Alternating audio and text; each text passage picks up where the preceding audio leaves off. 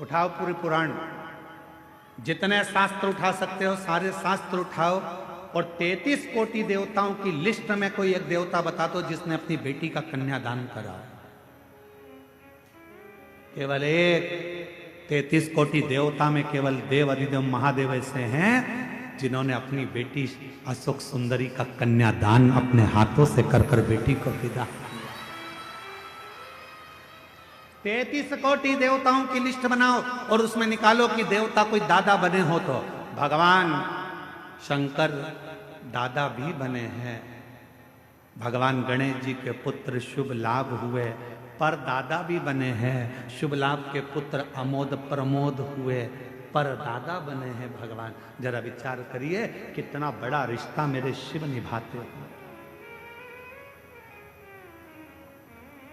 और बेटी ने कहा था अशोक सुंदरी ने, काशी की कथा है, काशी के एक वृक्ष के नीचे बैठकर अशोक सुंदरी ने अपने पिता भगवान देव अधिदेव महादेव से कहा था, पिताजी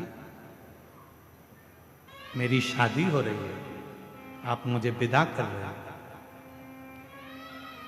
आप मुझे कन्यादान में कुछ दोगे नहीं?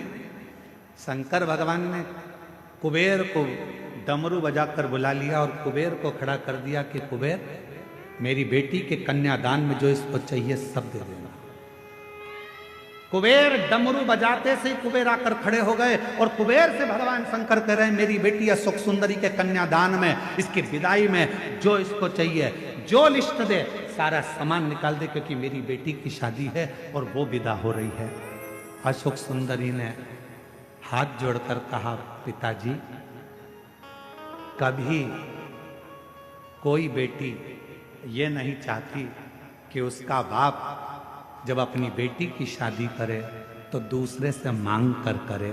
बाप की जितनी सामर्थ्यता हो बेटी चाहती है बस बाप उतने में शिव।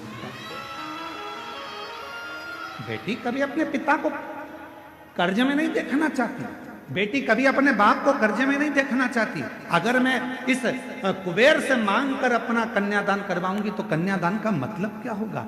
हम मांग कर शादी ना करें। पिताजी इस कुबेर से मांगू मैं, ये अच्छी बात नहीं, मेरे पिता से मांगूंगी ना जो मांगूंगी। शंकर भगवान ने अपनी बेटी अशोक सुंदरी को गले लगाकर कहा, मांग, तुझे कन्यादान में क्या दूं, तेरी विदाई में मैं तुझको क्या दूं बेटी, मांग ले।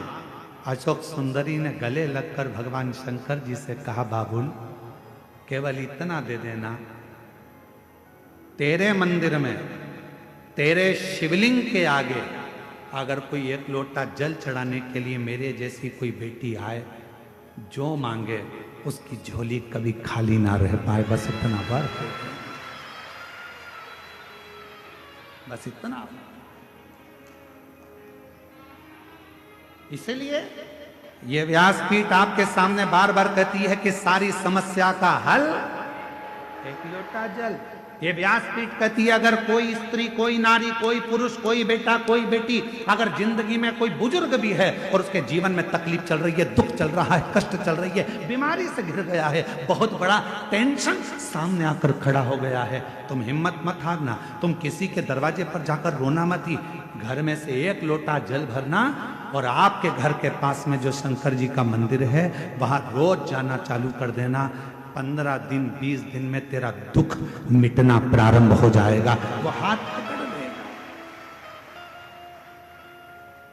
शिव जी ने वचन दिया अशोक सुंदरी को, हे अशोक सुंदरी सुन, तू मेरी बेटी है,